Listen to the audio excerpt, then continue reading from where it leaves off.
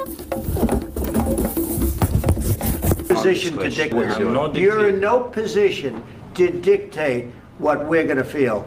We're going to feel very good. Feel influenced. We're going to feel very good and very strong. You will feel influence. You're right now not in a very good position. You've allowed yourself to be in a very bad position, and he happens to be right about it. From the very beginning of the war. You're not in a good position. You don't have the cards right now. With us, you start having cards. Right now, you don't. You're playing cards. You're playing cards. You're gambling with the lives of millions of people. You're gambling with World War III. You're gambling with World War III. And what you're doing is very disrespectful to the country, this country. That's back to you. Have you said thank you once? This entire meeting? No, in this entire meeting, have you said thank you? You went to Pennsylvania and campaigned for the opposition in October. Offer some words of appreciation for the United States of America and the president who's trying to save your country. Please, you think that if you will speak very loudly about the war, He's not speaking loudly. He's not speaking loudly. Your country's in big trouble. Can I Wait a minute. No, you've done a lot of talking. Your country is in big trouble. I know. You're not winning. You're not winning this.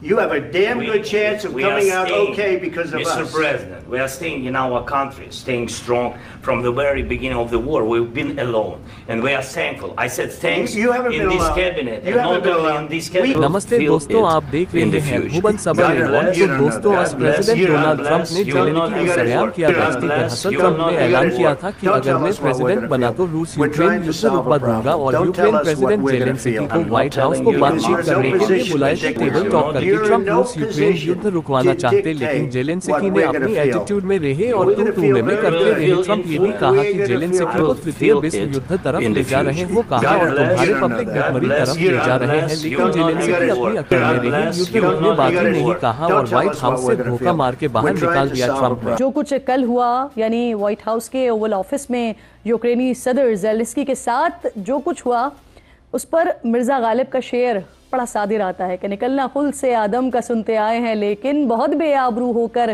तेरे कूचे से हम निकले।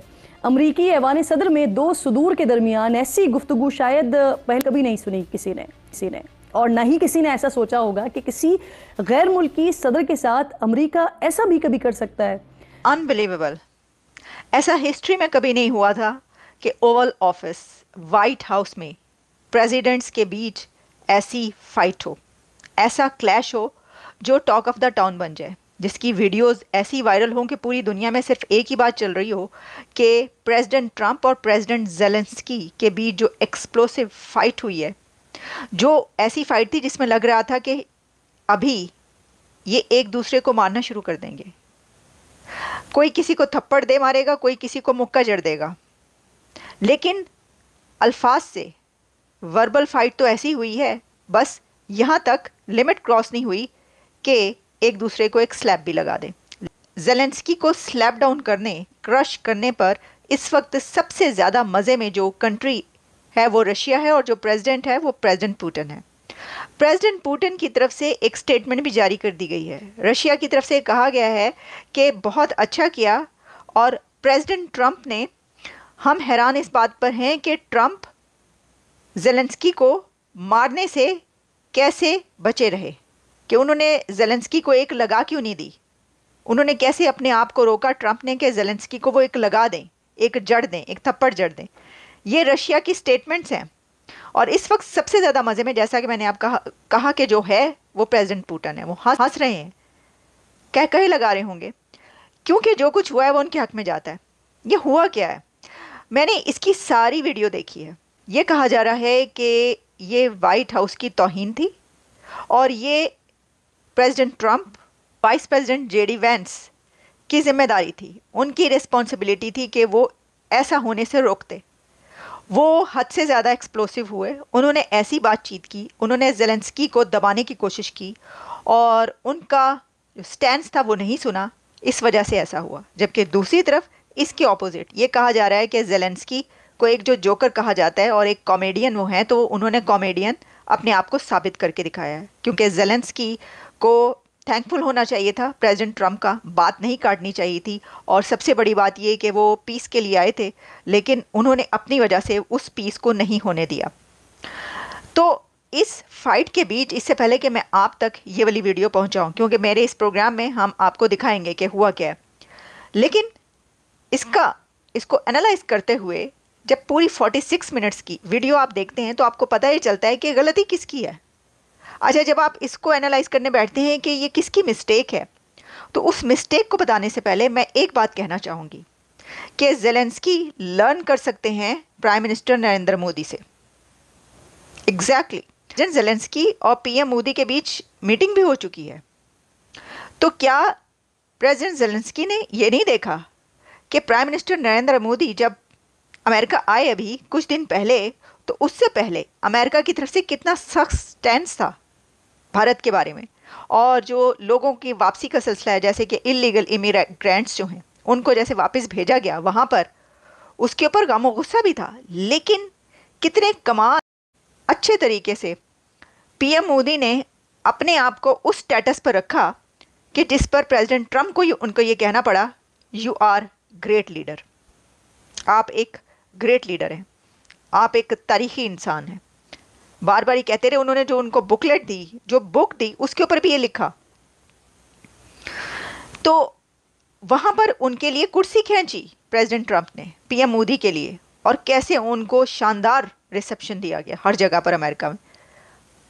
ये भी तो हो सकता था कि पीएम मोदी जो उससे पहले हुआ था उसको एक वजह बनाकर वहां पर लड़ना शुरू कर देते, फाइट करना शुरू कर देते, उनसे कहते कि ये तो हम नहीं छोड़ेंगे तुम्हें, ये तुमने क्या किया। लेकिन उन्होंने इस डिप्लोमेसी के साथ, जो कि डॉक्टर जयशंकर, पीएम मोदी और भारत की डिप्लोमेसी है, उसको ऐसे करके दिखाया कि कुछ ना कहते हुए भी सब कुछ कह डाला। और उसके बाद आप ये देख रहे हैं कि जो गोल्ड कार्ड निकाला है अमेरिका ने, तो प्रेसिडेंट ट्रम्प बार बार कई जगहों पर ये कह चुके हैं कि यहाँ की कंपनीज इंडियंस को अब इजीली हायर कर सकती हैं। और ये होती है डिप्लोमेसी, ये होती है फॉरेन पॉलिसी, और ये होती है किसी भी स्टेट्समैन, किसी भी बड़े लीडर का बिहेवियर। मैं तो ये समझती हूँ कि प्रेसिडेंट ज़ेलेंस्की को पीएम मोदी से बहुत कुछ लर्न करना चाहिए, उन्हें पहले ही लर्न कर लेना चाहिए था जबकि, लेकिन उन्होंने लर्न नहीं किया। अच्छा, अब ये जानबूझ के उन्होंने लर्न नहीं किया, यानी हम ये कहना चाह रहे हैं कि क्या ज़ेलेंस्की ने ये सब जो हुआ ये उन्होंने जानबूझ के किया, या ट्रम्प और जेडी वैंस ने ये जानबूझ के किया? तो देखें, जो मैंने वीडियो देखी है उसमें ऐसा नहीं नज़र आता कि किसी ने कॉन्शियसली ये फाइट की है, लेकिन इसके अंदर कह रहे कि ये सास बहू जैसे लड़े। प्रेसिडेंट ने वहां के यूक्रेन के, और ट्रम्प साहब जो है उन्होंने उनको डांट के घर से निकाल दिया, चल अपने मैके जा, वो जो कहा जाता है ना बहू को निकाल के, चल अपनी माँ के घर जा। तो ये क्या हुआ सर, ये क्या तमाशा क्या है? नहीं देखिए, ये ज़ेलेंस्की साहब की, तो मैं जब मोदी जी गए थे ना, वहां भी मुझे वो बहुत रूड साउंड किए थे। मतलब यार, अगर तुम्हें नेगोशिएशन पे आना है ना, तो तुम्हें कुछ लेना कुछ देना तो पड़ेगा, ठीक है ना। अगर तुम सिर्फ अपनी बात करोगे और सोचोगे कि दुनिया सिर्फ मेरी बात सुने, ऐसे नेगोशिएशंस नहीं होते। वो बोले, राष्ट्रपति ट्रम्प साहब बोले कि भाई it's a name of negotiation is about compromise. आप कॉम्प्रोमाइज 1 इंच नहीं करने को तैयार हो। और जब ट्रम्प साहब आए, उन्होंने पहले ही ये ग्राउंड बनवा लिया था, जो कि सऊदी अरेबिया में देखिए रशियन काउंटर पार्ट से अमेरिकन काउंटर पार्ट्स मिल के आए थे, ठीक है ना। लेवरोव साहब थे और लोग थे, उन्होंने उनसे बातचीत की गई थी। तो ये बताया गया इनको, क्या नाम है, ज़ेलेंस्की साहब को, कि भाई हमने सऊदी अरेबिया में अमेरिका से ये बातचीत हुई है, ये उसका पीस जो होगी उसका ये रोड मैप है। उसमें आइडिया ये था कि नेटो नहीं जाएगा, मगर अमेरिकन जो है वहां पे कुछ माइन फील्ड या कुछ मिनरल्स हैवी अर्थ का वो खरीदेंगे, और वो खरीद के वहां पे अमेरिकन कंपनियां काम करेंगी, which will be a guarantee कि भैया ये वापस रशिया आपके ऊपर अटैक नहीं करेगा।